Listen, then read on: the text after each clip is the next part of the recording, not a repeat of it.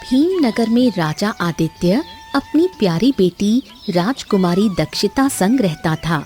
सुबह की नर्म धूप महल में फैल चुकी थी। दोनों राज्य की सीमा पर खड़े दूर तक फैली भीम नगरी की हरियाली देख रहे थे।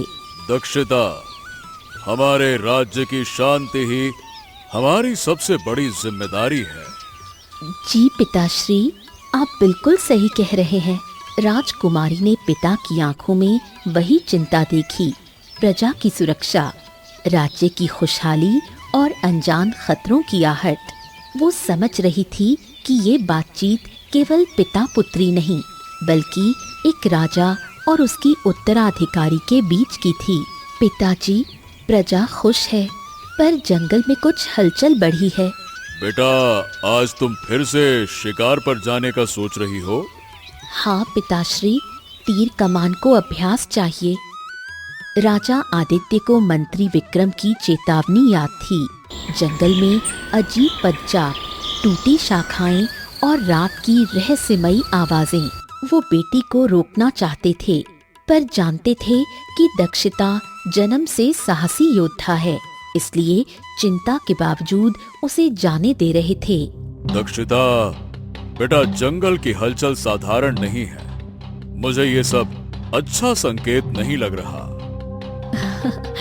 पिताश्री, डरने की नहीं, सामना करने की कला आपने ही सिखाई है। मैं पूरी सावधानी के साथ जाऊंगी। हाँ, देखो बेटा, मैं जानता हूँ कि तुम में साहस है, पर पिता होने का दर्द भी समझो। खतरा दिखे तो तुरंत लौट आना। वचन है पिताश्री, भीमनगर की राजकुमारी कभी पीछे नहीं हटती। जंगल की गहराई में अजीब खामोशी थी।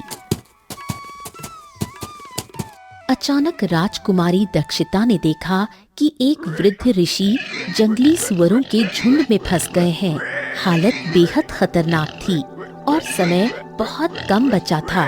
ऋषिवर, घबराइए मत, मैं अभी आपको यहाँ से निकालती हूँ।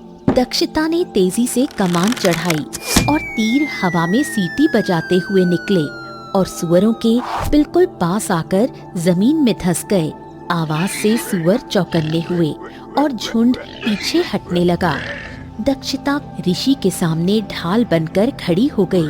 जंगली सुअर उसकी मजबूत दृष्टि और तेज कदमों से डरकर जंगल की ओर भाग गए।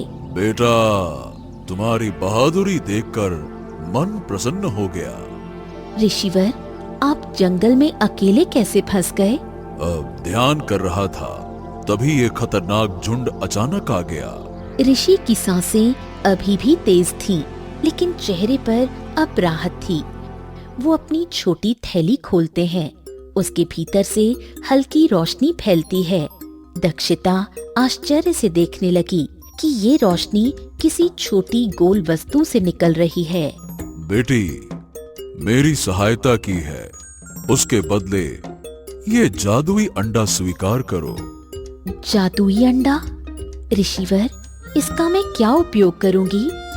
ये साधारण नहीं, संकट में सहायता देने वाला चमत्कारी अंडा है। क्या ये सचमुच मेरी संकट की घड़ी में काम आएगा? हाँ, जब भी तुम्हें गहरी मदद चाहिए होगी, ये स्वयं प्रकट होगा। लो। दक्षिता ने अंडा दोनों हाथों से लिया। अंडा छूते ही उसमें से एक हल्की गर्माहट उठी, जैसे वो जीवित हो। उसे एक अनजानी ऊर्जा महसूस हुई, मानो भविष्य में ये अंडा एक बड़ा रहस्य खोलने वाला था। ऋषिवर, ये वरदान मैं आदर से स्वीकार करती हूँ। इसे सहेज कर रखना, ये तुम्हें किसी बड़े संकट से बाहर निकालेगा। ऋषि के ओझल होते ही कुछ देर बाद मंत्री विक्रम दूर से अपनी काली तंत्र विद्या के साथ दक्षिता पर नजर रखने लगा।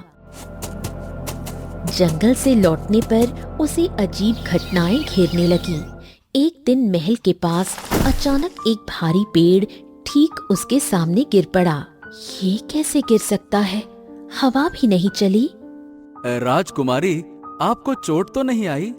नहीं, जैसे ही पेड़ गिरने वाला था, जादुई अंडा चमक उठा और एक अदृश्य शक्ति ने मुझे पीछे खींच लिया। सब वापस चले गए। अगले दिन दक्षिता महल के बगीचे में अभ्यास कर रही थी कि अचानक ऊपर से पत्थर का बड़ा टुकड़ा गिरने लगा।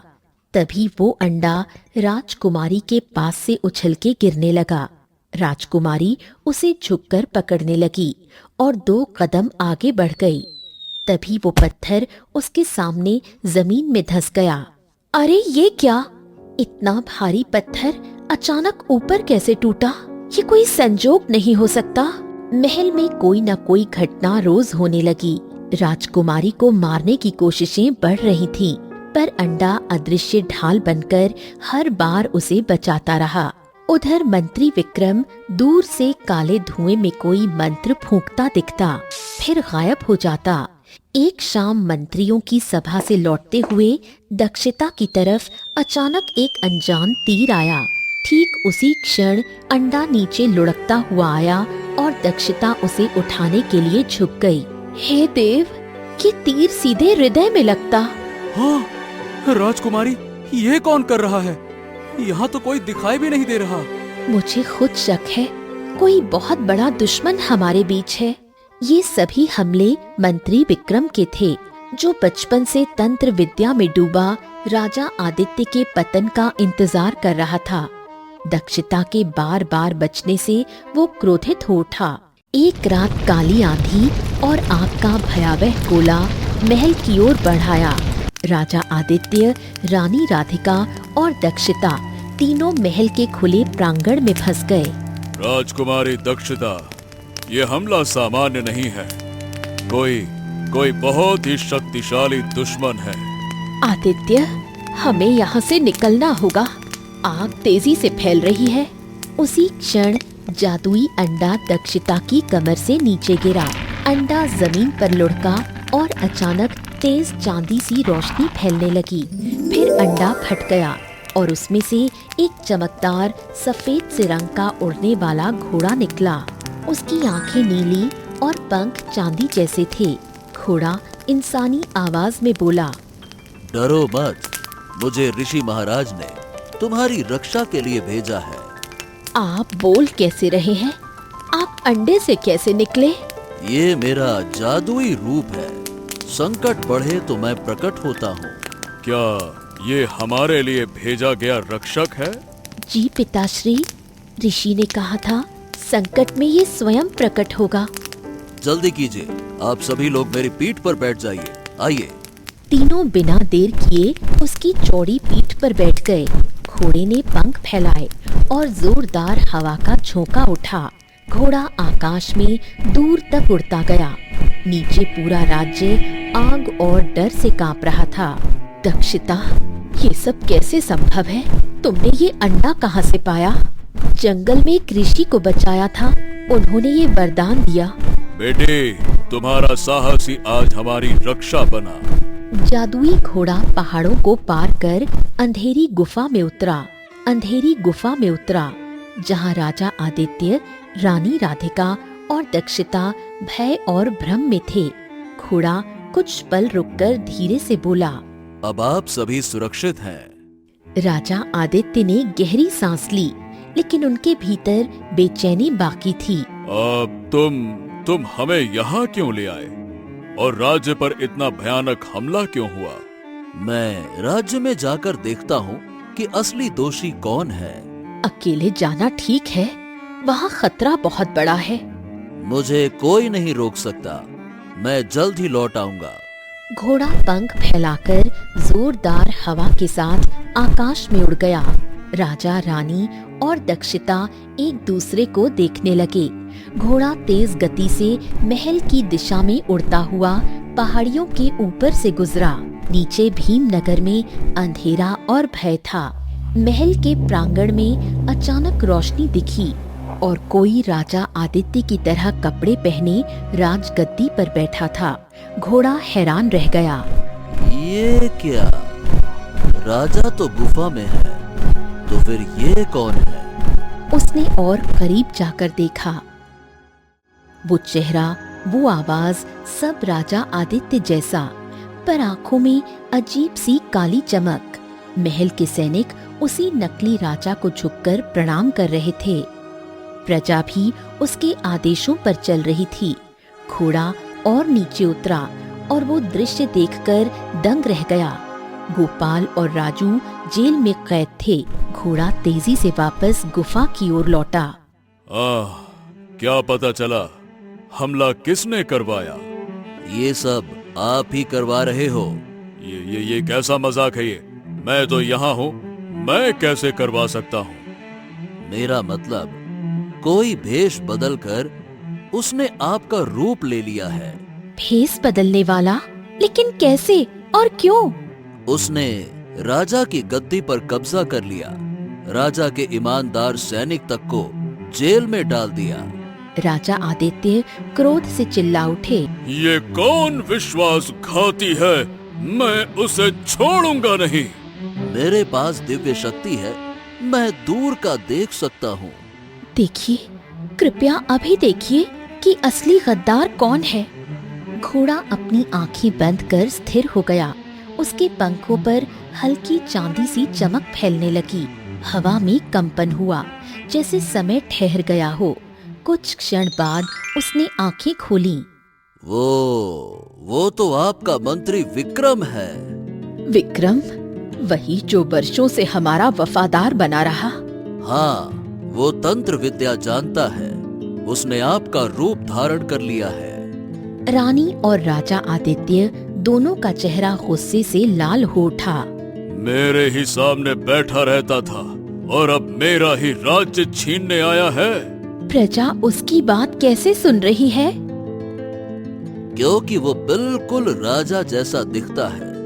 वो मंत्र से लोगों को भ्रमित कर रहा है। हमें तुरंत कुछ करना होगा, राज्य को बचाना है। आप चिंता न करें, मैं आपको सीधे वहीं ले चलता हूँ। चलिए। हमें तुरंत महल पहुँचना है। राजगद्दी गलत हाथों में नहीं रह सकती। चलो। घोड़ा अपने पंख फैलाकर नीचे झुक गया ताकि तीनों उस पर बैठ सकें। घोड़ा तेजी से आसमान में उड़ा। कुछ ही मिनटों में महल की ओर चमकती आग और अजीब अंधेरा नजर आने लगा। घोड़ा नीचे झुका और सीधा महल के प्रांगण में उतरा, जहां नकली राजा गद्दी पर बैठा सब संभाल रहा था। अरे, ये कौन है? ये दूसरा, ये तो राजा जैसा दिखता है। हाँ, इसमें असली कौन है और नकली कौन है भाई? नकली राजा यानी मंत्री विक्रम राजा के रूप में ही गद्दी पर बैठा था, पर सबको वो राजा आदित्य जैसा दिख रहा था। उसने ऊंची आवाज में चिल्लाकर कहा, ये आदमी बहरूपिया है। ये मेरा रूप चुराकर राज्य पर कब्जा करना चाहता है। मैं असली आदित्य हूँ। ये तंत्र विद्या से तूने मेरा रूप बना रखा है। मैं जानता हूँ कि तू कौन है। तुम झूठे हो। प्रजा मेरी है और राजगद्दी मेरी है। उसी समय घोड़े की नजर नकली राजा के गले में डले एक काले ताबीज पर पड़ी जो चमक रहा था। घोड़ा आदित्य के पास आया। राजा जी, अगर मंत्री के गले का ताबीज टूटे तो जादू खत्म हो जाएगा। अरे, पर मैं उस तक पहुंचूं कैसे? वो कड़ी सुरक्षा में है। युद्ध के बिना संभव नहीं है। उसका ताबीज उसे अजेय बना रहा है। रुकिए, मैं रास्ता निकालती हूँ। वो प्रजा की तरफ मुंह करके बोली, यदि हम असली राजा को पहचानना चाहते हैं तो दोनों में युद्ध करवाएं। प्रजा में हलचल मच गई। हाँ, सही है भाई, युद्ध से पता चलेगा। दोनों लड़ेंगे तभी असली राजा सामने आएगा। सही है। नकली राजा विक्रम भी मुस्कुराया। उसे भरोसा था कि उसका जादू उसे बचा लेगा। ठीक है, तो युद्ध से ही निर्णय होगा। आदित्य ने तलवार निकाली। प्रांगण में घोर सन्नाटा छा गया।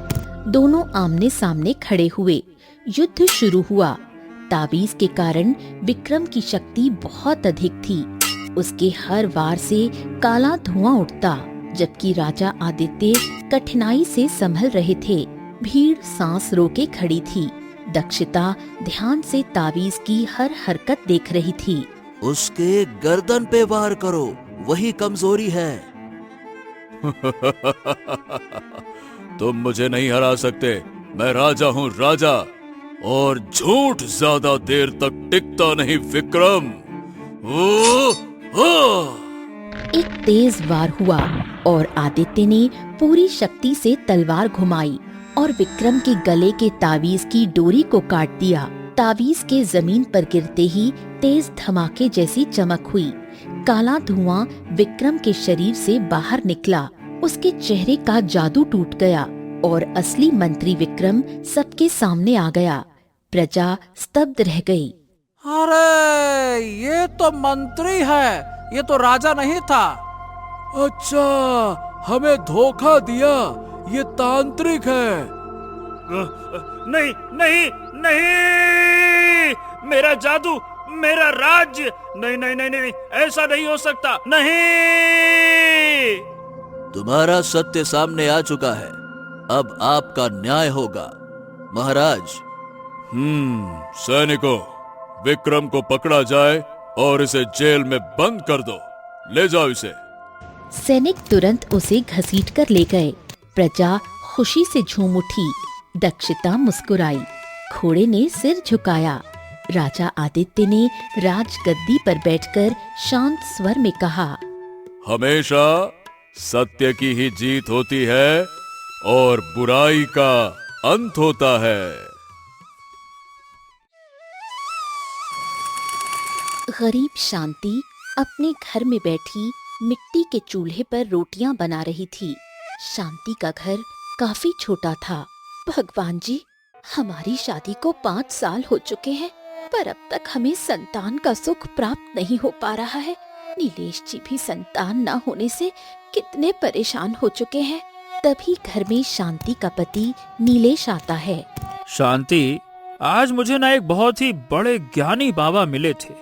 उन्होंने मुझे बताया कि यहाँ से थोड़ी दूरी पर एक लाल पहाड़ी है, जहाँ पर पीले रंग का एक पेड़ है। उस पेड़ पर जो फल लगे हुए हैं, उसे खाने से इंसान को जल्द ही संतान का सुख प्राप्त हो जाता है। क्या? ये तो बड़ी अच्छी बात है जी। अगर ऐसा है तो हमें फौरन उस पहाड़ी पर जाकर वहाँ से वो फल लेकर आना होगा। शांति सालों से हम संतान के लिए तड़पे जा रहे हैं। बड़ी मुश्किल से हमें ये एक रास्ता नजर आया है। बस भगवान जी की कृपा से इस उपाय को करने के बाद हमें संतान का सुख प्राप्त हो जाएगा। हाँ जी, संतान पाने के लिए हमने कितने इलाज किए, कितने तरीके अपनाए, पर हमें अब तक संतान का सुख प्राप्त नहीं हो पाया। शांति और नीलेश घर के बाहर आते हैं। नीलेश अपने हाथों से मिट्टी की चीजें बनाकर उन्हें गांव में बेचता था। शांति, हमारे मटके और बर्तन तो बाहर ही पड़े हैं। अरे, अगर किसी ने उन्हें चुरा लिया तो? आप चिंता मत कीजिए, मैं पड़ोस वाली दामिनी भाभी को कह देती हूँ, वो नजर रखेंगे। तभी शांति पड़ोस वाली दामिनी को बोलकर अपने पति के साथ लाल पहाड़ी पर आती है। मैं तो थक गई, अब कहाँ ढूंढे पीले रंग के पेड़ को। शाम का समय था। दोनों इस इलाके में घूमने लगते हैं। काफी घूमने के बाद उन्हें एक पीले रंग का पेड़ मिल जाता है, जिस पर पीले रंग के अजीब से कई सारे फल लगे हुए थे। अरे ए शांति ये वही पेड़ है जिसके बारे में हमें वो ज्ञानी बाबा ने बताया था। देखो, पीले रंग का है। तभी दोनों उस पेड़ के पास आते हैं और उस पेड़ से कई सारे फल तोड़ लेते हैं। अब तो पक्का हमें भी संतान का सुख प्राप्त हो जाएगा। हाँ शांति अब चले, अंधेरा होने से पहले हमें घर भी पहुंचना है। चलो। तभी दोनों वो फल लेकर अपने घर लौट आते हैं और तभी शांति एक फल खा लेती है। हाँ, भगवान जी जो हमें जैसा कहता है हम वैसा करते हैं। हमें अपने संघर्ष में सफलता मिल जाए भगवान जी, बस यही प्रार्थना आपसे करते हैं। अब इसी तरह दिन प्रतिदिन बीतने लगे, पर अब तक उसे संतान का सुख प्राप्त नहीं हो पा रहा था। करीब 3 महीने का लंबा अरसा बीत गया। एक दिन दोपहर में शांति और नीलेश घर के आंगन में बैठे हुए थे। नीलेश पत्थर की चक्की पर मिट्टी से मटके बना रहा था। ये उपाय भी कोई काम नहीं आया। पता नहीं जीवन में कब संतान की खुशियाँ आएंगी। तभी एक जवान सुंदर लड़का आता है जिसने पुराने मैले कपड़े पहने हुए थे। सुनिए, क्या आप ही हैं जो मिट्टी के मटके और वस्तुएं बनाते हैं? हाँ हाँ, मेरा नाम नीलेश है, पर तुम कौन हो बेटा? मेरा नाम दीपक है। मैं पास के गांव से आया हूँ। मुझे अपनी एक मिट्टी की मूर्ति बनवानी है। क्या आप मेरे जैसी दिखने वाली एक मिट्टी की मूर्ति बना सकते हैं क्या? मैं आपको इसके बदले में काफी सारा धन दूंगा। ये सुनकर शांति और नीलेश दंग रह जाते हैं। मिट्टी की मूर्ति? पर बेटा, तुम्हें क्यों अपनी मूर्ति बनवानी है? ये मेरा शौक है, इसलिए। ठीक है बेटा, पर बेटा इस काम में ना 8 दिन का समय लगेगा, चलेगा ना? तभी नीलेश दीपक को चारों ओर से बारीकी से देखता है। ठीक है बेटा, तुम्हारी मूर्ति बन जाएगी, तुम परेशान मत हो, ठीक है। तभी दीपक नीलेश को एक लाल छोटी पोटली देता है जिसमें कई सारे सोने के सिक्के थे। ये देखकर नीलेश और शांति के होश उड़ गए। आप मेरी मूर्ति बनाइए, मैं आपको इससे भी काफी ज्यादा धन दूंगा। हाँ, ठीक है। इतना कहकर दीपक वहाँ से चला गया। अरे ए शांति, कहीं ये सपना तो नहीं है ना? सोच के देखो, एक मूर्ति बनाने के लिए वो लड़का हमें इतना सारा धन दे गया। देखो तो। अब 8 दिन की कड़ी मेहनत के बाद नीलेश हूबहू एक जीवित इंसान की तरह उस दीपक की मिट्टी की मूर्ति बना देता है। उस मूर्ति को देखकर ऐसा नहीं लग रहा था कि ये मिट्टी की मूर्ति है। ऐसा लग रहा था जैसे दीपक साक्षात सामने खड़ा हो। रात का समय, शांति और नीलेश दीपक की मूर्ति के सामने खड़े थे। हाँ। देखो शांति, इतने दिनों की हमारी मेहनत आखिरकार रंग ले ही आई। हमने हूबहू उस दीपक की तरह दिखने वाली मिट्टी की ये मूर्ति बना ही डाली। देखो कितनी सुंदर लग रही है ना?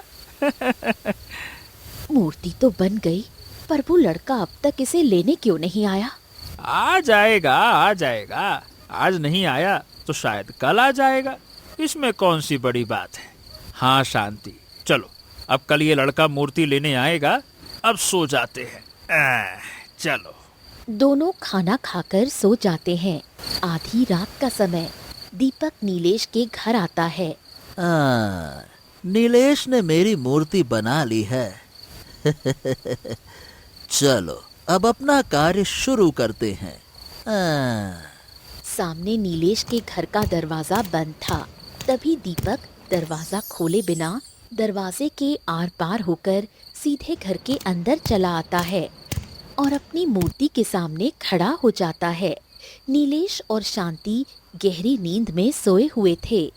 वाह वाह वाह वाह वाह वाह नीलेश, क्या मूर्ति बनाई है तुमने मेरी। कमाल कमाल। तभी दीपक उस मूर्ति के अंदर घुस जाता है और उस मूर्ति में जान आ जाती है और वो इंसानों की तरह चलते हुए घर से बाहर आती है। अब समय आ चुका है अपने हत्यारों से बदला लेने का। तभी दीपक वहाँ से चला जाता है। थोड़े समय बाद दीपक एक नगर में एक बड़े से राजमहल के बाहर आता है, जहाँ महल के बाहर कई सारे सैनिक खड़े हुए थे। जब सैनिक दीपक को देखते हैं, अरे राजकुमार जी, आप जिंदा हैं? दीपक एक राजकुमार है। विक्रम कहाँ है ये बताओ। आपके जाने के बाद सबको लगा था कि आपकी मृत्यु हो चुकी है। फिर अचानक एक दिन राजा साहब की भी मृत्यु हो गई। तब से राजकुमार विक्रम जी इस राज्य के राजा बन चुके हैं। किसी को भी मेरे बारे में बताना मत कि मैं जिंदा हूँ, समझ गए? हाँ हाँ हाँ जी राजकुमार। राजा विक्रम जी इस नगर के निवासियों पर बहुत जुल्म कर रहे हैं। वो नगर वासियों से उनकी संपत्ति छीनते जा रहे हैं। पर बस अब आप आ गए हैं तो किसी तरह से राजा साहब को रोकिए राजकुमार जी। हाँ हाँ बिल्कुल, हम विक्रम को ऐसा करने नहीं देंगे, चिंता मत करो। अब भोला, मेरी बात ध्यान से सुनो। राजकुमार दीपक भोला को कुछ बताता है। समझ गया राजकुमार जी। मैं अभी जाकर सारे सैनिकों को गहरी नींद में सुला देता हूँ। तभी सैनिक भोला एक मिठाई के डिब्बे में बेहोशी की दवाई मिलाता है और वो सारी मिठाई सैनिकों को खिलाता है, जिसके बाद सारे सैनिक गहरी नींद में सो जाते हैं। तभी राजकुमार दीपक महल के अंदर आता है और राजा विक्रम के कमरे में जाता है। राजा विक्रम और कोई नहीं, राजकुमार दीपक का छोटा भाई है, जो अब इस राज्य का राजा है। राजा विक्रम गहरी नींद में सोया हुआ था। शर्म आती है हमें कि विक्रम हमारे भाई हैं। तभी राजकुमार दीपक विक्रम की तिजोरी के पास आता है और विक्रम की बड़ी सी तिजोरी में रखा सारा शाही खजाना बाहर निकाल लेता है और वो सब लेकर नीलेश के घर आता है और सारा खजाना नीलेश के घर में रख देता है। ये तो केवल शुरुआत है विक्रम। अब आगे आगे देखो, हम तुम्हें कैसे बर्बाद कर देंगे। फिर राजकुमार दीपक वहाँ से चला जाता है। उसकी मूर्ति वहीं नीलेश के घर के कोने में खड़ी थी। अगले दिन सवेरे शांति और नीलेश जब नींद से जागते हैं तो घर में इतना सारा खजाना देखकर दोनों की आंखें फटी की फटी रह जाती हैं। हैं? अरे बाप रे बाप, इतना सारा खजाना कहाँ से आया? तभी नीलेश को उस खजाने पर एक चिट्ठी दिखाई देती है तो नीलेश उसे उठाकर पढ़ता है।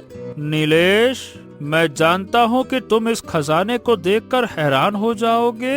मैं कौन हूँ, क्या हूँ, ये तुम्हें बहुत जल्द पता चल जाएगा।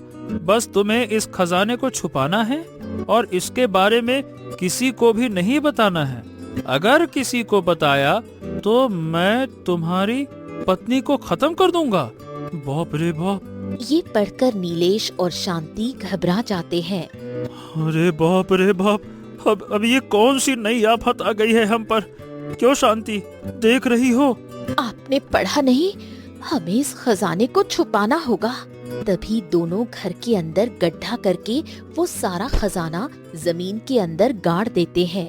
इधर राजा विक्रम अपने महल में। किसने चुराया हमारा शाही खजाना? पता नहीं महाराज, हम सब तो रात भर महल में पहरेदारी ही कर रहे थे। अरे तो फिर हमारे जीवन की सारी जमा पूंजी, सारा खजाना गया कहाँ? उस खजाने को ढूंढिए, वरना हम सब बर्बाद हो जाएंगे। ढूंढो उसे। तभी सारे सैनिक पूरे नगर में फैल जाते हैं और राजा के उस खजाने को तलाश करते हैं, पर उन्हें वो खजाना कहीं नहीं मिलता। रात का समय राजा विक्रम अपने तख्त पर बैठा था। हाँ महाराज, हमारे पास फूटी कौड़ी तक नहीं बची और अब तो नगर वासियों के पास भी कुछ नहीं बचा। अब हम करें तो करें क्या महाराज, हम तो कंगाल हो गए। नहीं नहीं नहीं नहीं नहीं नहीं नहीं, हम ऐसे बर्बाद नहीं हो सकते मंत्री जी। नगर वासियों से कह देना कि अब उनकी फसलों पर राजा विक्रम का अधिकार होगा और जो हमसे दगाबाजी करेगा उसे हम दर्दनाक मौत देंगे। जाओ, ऐलान करवा दो। तभी मंत्री नगर में आता है और सारे गांव के निवासियों तक ये संदेश पहुंचाता है। आधी रात का समय राजकुमार दीपक फिर से नीलेश के घर आता है और अपनी मूर्ति में घुसकर घर से बाहर आता है और अपने नगर में आकर सारे खेतों की फसल काट कर ले जाता है। अगले दिन सवेरे नीलेश और शांति जब नींद से जागते हैं तो उन्होंने देखा दीपक की मूर्ति के पास 5 बड़े पैसों के थैले पड़े थे और उन पर एक चिट्ठी थी। नीलेश, इन पैसों को भी छुपा दो और इसके बारे में भी किसी को मत बताना है। जी ये सब क्या हो रहा है? मुद्दे की बात तो ये है शांति कि ये सब रात ही के समय हो रहा है। एक काम करना होगा, हमें रात में जागकर नजर रखना होगा कि ये सब कर कौन रहा है। अरे अरे, ऐसा कैसे हो सकता है? कैसे कैसे कैसे? अचानक से नगर के सारे खेतों की फसल कैसे गायब हो गई? कैसे मंत्री जी? अब यही बात तो हमें भी समझ में नहीं आ रही महाराज, कि अचानक से एक कई रात में इतने सारे खेतों की फसल गायब हो गई। ना किसी ने देखा ना सुना। अरे, जिसने भी ये फसल चुराई है उसने सारी फसल कहीं ना कहीं तो बेची होगी ना। मंत्री जी, पूरे राज्य में जाकर ये पता कीजिए कि आज सबसे ज्यादा मात्रा में फसल किसने और किसे बेची है। जाइए। रात का समय मंत्री महल में आता है। क्या हुआ मंत्री जी, कुछ पता चला? महाराज, एक बहुत ही दिल दहला देने वाली खबर है। अरे क्या बात है? स्पष्ट रूप से बताइए, क्या हुआ? बात यह है कि पास के नगर में एक कारखाने में हमारे नगर के सारे खेतों की फसल बेची गई है और वो फसल राजकुमार दीपक जी ने बेची है। ये सुनकर राजा विक्रम की आंखें फटी की फटी रह जाती हैं। क्या? राजकुमार दीपक? नहीं नहीं नहीं नहीं, ये कैसे हो सकता है? ये तो असंभव है। महाराज, राजकुमार दीपक को मरे हुए 5 साल बीत चुके हैं। वही तो कि फिर वो कैसे? इधर राजकुमार दीपक नीलेश और शांति के सामने खड़ा था। नीलेश, हम इस राज्य के राजा बलराम के बेटे राजकुमार दीपक हैं और ये खजाना पैसा हम ही यहाँ लेकर आए थे। बात यह है कि आज से 5 साल पहले हमारे पिताश्री हमें राजा बनाना चाहते थे और ये बात हमारे छोटे भाई विक्रम को बिल्कुल पसंद नहीं आई और उन्होंने धोखे से हमें जान से मारकर हमारे पिताश्री को भी मार दिया और फिर स्वयं इस राज्य के राजा बनकर वो नगरवासियों पर जुल्म कर रहे हैं। हम तो केवल एक आत्मा हैं, इसीलिए हम चीजों को छू नहीं सकते, पर हाँ, तुम्हारी बनाई इस मूर्ति की वजह से हम चीजों को छू कर विक्रम से बदला लेने में कामयाब हो रहे हैं। हम विक्रम का अंत करने जा रहे हैं। तुम ये सारा खजाना और पैसे लेकर यहाँ से चले जाओ और अपने जीवन की नई शुरुआत करो। तभी दीपक अपने महल में आता है जहाँ सामने राजा विक्रम खड़ा हुआ था। ये कैसे हो सकता है? अरे एक मरा हुआ इंसान जीवित कैसे हो सकता है? ये तो असंभव है। बुराई का अंजाम हमेशा बुरा ही होता है विक्रम। अब हम तुम्हें और मासूम लोगों के जीवन के साथ हरगिज नहीं खेलने देंगे। तभी राजकुमार दीपक राजा विक्रम की गर्दन पकड़ लेता है और उसे हवा में उड़ाकर वहां से दूर एक खाई के पास लेकर आता है। नहीं नहीं नहीं नहीं नहीं नहीं, ऐसा मत कीजिए, ऐसा मत कीजिए। हम आपके छोटे भाई हैं, हमें मत मारिए, हमें मत मारिए। हम पर रहम कीजिए, हम पर रहम कीजिए। रहम? तुमने हमारे साथ जो किया उसके लिए तो हम तुम्हें क्षमा कर सकते हैं, परंतु तुमने हमारे पिताश्री के साथ जो किया उसके लिए हम तुम्हें कतई माफ नहीं करेंगे, हरगिज नहीं। और तभी राजकुमार दीपक विक्रम को उस गहरी खाई में फेंक देता है, जिसके बाद विक्रम की मौत हो जाती है और राजकुमार दीपक की आत्मा को शांति मिल जाती है। उसके बाद नीलेश और शांति उस गांव से दूर एक गांव में आते हैं और दो गरीब बच्चों को गोद लेकर खुशी खुशी अपना जीवन बिताने लगते हैं। और इधर मंत्री राजा की सारी संपत्ति बेचकर उसे नगर वासियों में दान कर देता है। अरे बड़ी माँ, आपने इस ताज को लाने का खुद कष्ट क्यों किया? किसी दासी से भिजवा देती। अरे ऐसे कैसे? हम तो तुम्हें अपने हाथों से इस ताज को पहनाने आए हैं। लो पहनो इसे। वर्षा ये कहकर उस ताज को देविका को पहनाती है, जिससे वो अचानक से गायब हो जाती है। अरे ये मुझे क्या हो रहा है? हमने तुझे पाताल लोक भेजने के लिए इस मायावी ताज को तुझे पहनाया है। अब तू जाएगी पाताल लोक और मेरी बेटी बनेगी इस राज्य की रानी। वो दोनों माँ बेटी हंसते हुए वहाँ से चली गई और राजकुमारी देविका अपने सर पर सजे ताज के जरिए धरती लोक से गायब हो गई। राजा वीर सिंह की दो रानियां थीं और इन दोनों से उन्हें एक एक पुत्रियां थीं।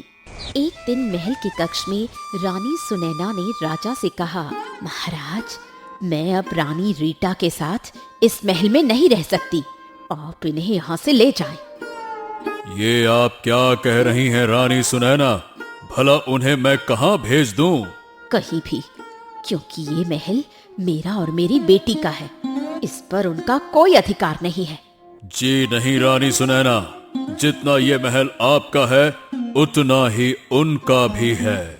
राजा ये कहकर वहाँ से चले गए। तब रानी सुनैना गुस्से में चाकू लेकर रानी रीटा से कहती हैं, सुन, अगर तू अपनी बेटी की जिंदगी चाहती है तो यहाँ से चली जा, वरना मैं तेरी इस बेटी को अभी जान से मार डालूंगी। नहीं रानी सुनैना, ऐसा मत कीजिए, छोड़ दीजिए मेरी बेटी को। ठीक है, तो अभी इसी समय यहाँ से अपनी बेटी को लेकर हमारी जिंदगी से बहुत दूर चली जा और कभी वापस मत आना। ठीक है, मैं कभी वापस नहीं आऊंगी। रानी रीटा ये कहकर वहाँ से रोती हुई अपनी मासूम बच्ची को लेकर चली गई। उनके जाने के बाद रानी सुनैना राजा के पास बगीचे में आकर कहती है, महाराज, आपकी वो चहेती पत्नी रीटा मेरे सारे गहने लेकर यहाँ से भाग गई है। ये तुम क्या कह रही हो? होश में तो हो? जी ये देखिए, उसने ये खत आपके लिए छोड़ा है, जिसमें साफ लिखा है कि वो आपके साथ नहीं रहना चाहती, इसलिए वो अपनी बेटी देविका को लेकर यहाँ से हमेशा के लिए जा रही है। रानी सुनैना की बात सुनकर राजा बिना कुछ बोले वहाँ से चले जाते हैं। महल से दूर एक जंगल में रानी रीटा अपनी बेटी देविका के साथ एक टूटी फूटी झोपड़ी में रहने लगी और ऐसे ही 15 वर्ष गुजर गए।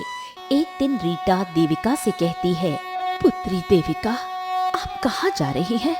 माँ, मैं मोती हिरण के साथ खेलने जा रही हूँ। अच्छा, लेकिन ध्यान से जाना और मोती का भी ख्याल रखना। हाँ माँ, ठीक है, चलो मोती। और फिर वो दोनों जंगल में जाकर खेलने लगी। अचानक वहाँ पर राजा वीर के साथ शिकार पर आई राजकुमारी वर्षा उस मोती हिरण का शिकार करती है, जिसे देख देविका रोने लगती है।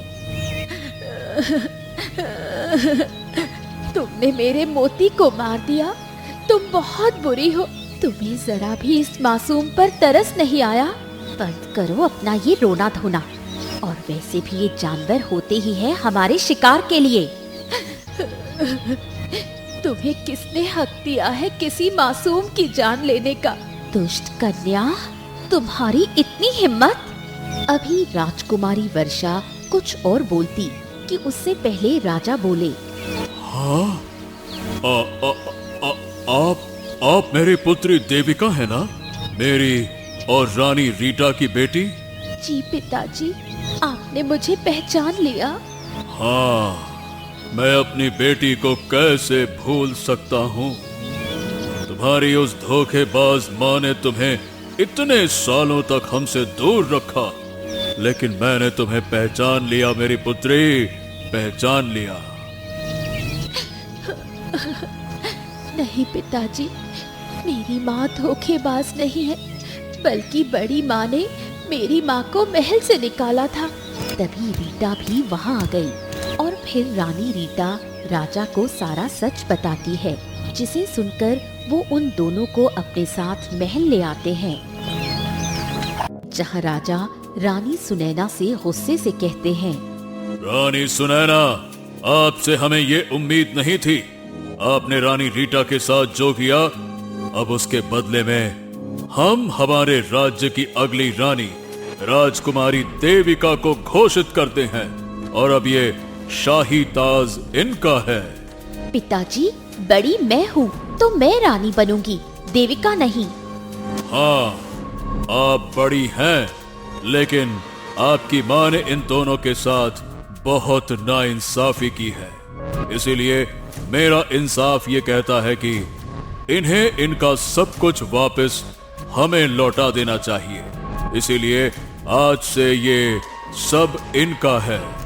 राजा ये कहकर वहाँ से चले गए, जबकि वो दोनों माँ बेटी गुस्से से तुरंत तांत्रिक दक्ष के पास जाती हैं। ओम नमो नमे, ओम नमो नमे। तांत्रिक दक्ष, हमारी मदद कीजिए। अरे राजकुमारी सुनैना, आप यहाँ? और बताइए, मैं आपकी क्या मदद कर सकता हूँ?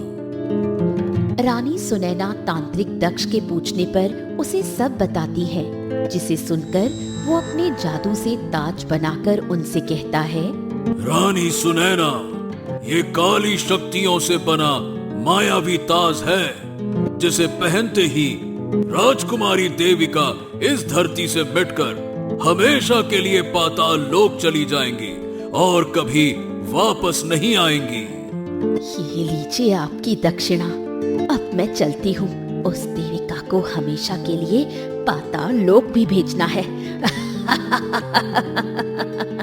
और फिर रानी सुनैना और राजकुमारी वर्षा उस तांत्रिक से मायावी ताज को लेकर महल के पीछे झील किनारे जाती हैं, जहाँ राजकुमारी देविका बैठी होती है। अरे बड़ी माँ, आप आइए, हमारे साथ यहाँ बैठिए। नहीं, हम बैठने नहीं, बस तुम्हें तुम्हारी अमानत देने आए थे। कैसी अमानत बड़ी माँ? तुम्हारा ये ताज लो, इसे पहन लो। ये शाही ताज तुम्हारे सर पर अच्छा लगता है। और फिर वो दोनों उस ताज को राजकुमारी देविका को पहनाती हैं। उस ताज के पहनते ही धीरे धीरे जादू का असर होने लगता है। अरे बड़ी माँ, आप लोगों ने इतना कष्ट क्यों किया?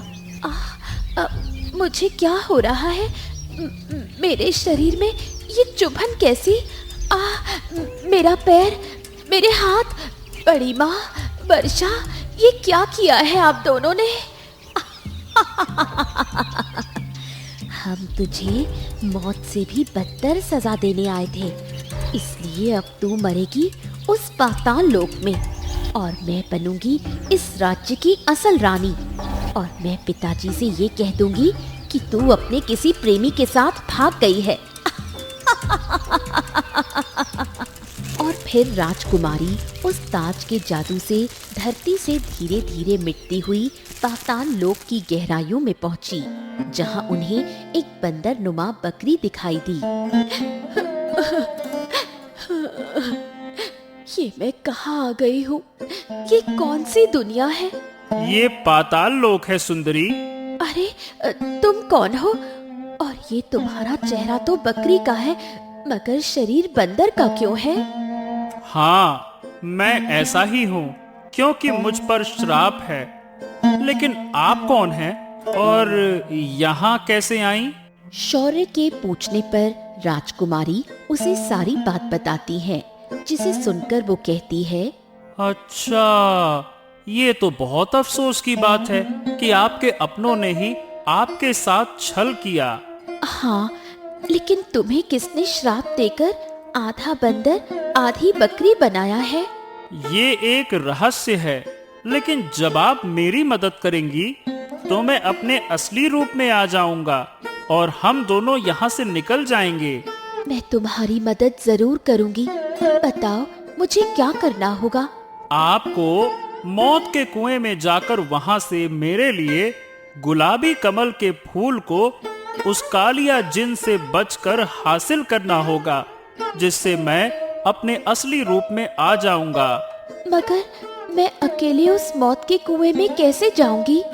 ये परीक्षा हिम्मत की है और राजकुमारी को डर शोभा नहीं देता, और वैसे भी डर के आगे जीत है।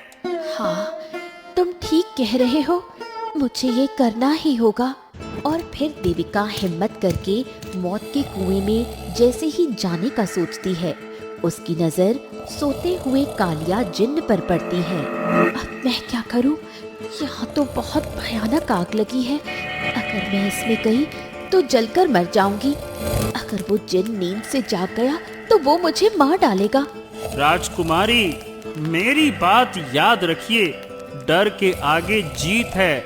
आप ये कर सकती हैं। हाँ, मुझे हिम्मत नहीं हारनी है।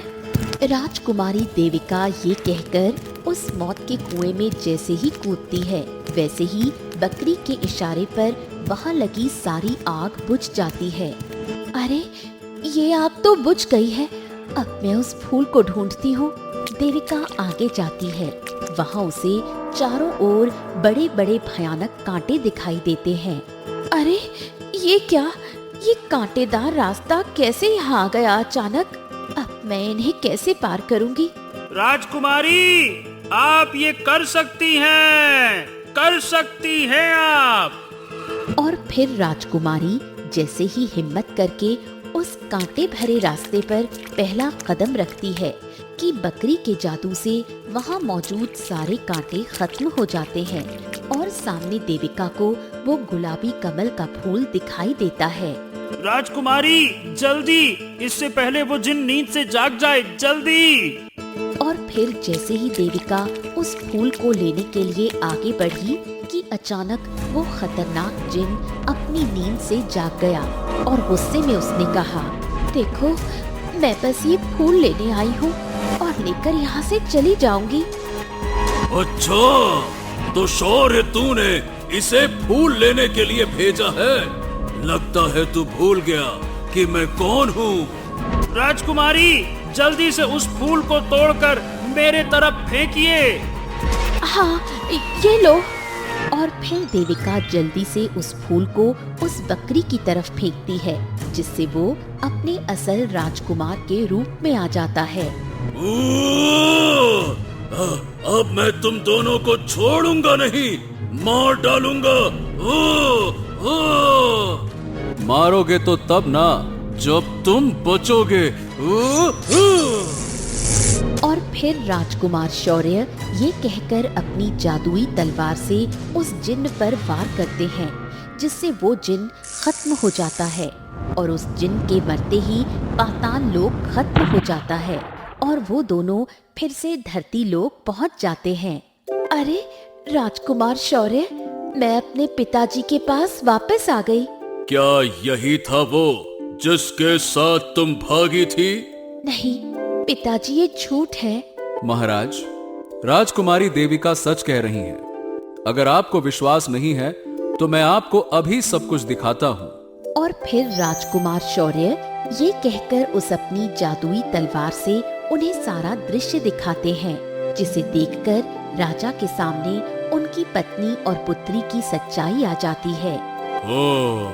आपने इतना बड़ा षड्यंत्र रचा। सैनिकों, इन दोनों को कैद कर दो। और रही बात देविका, तो पुत्री, हम आपका विवाह राजकुमार शौर्य से करेंगे और आप ही हमेशा हमारे राज्य की रानी रहेंगी। और फिर कुछ दिन बाद धूमधाम से उन दोनों का विवाह हो जाता है और वो दोनों खुशी से साथ रहने लगते हैं।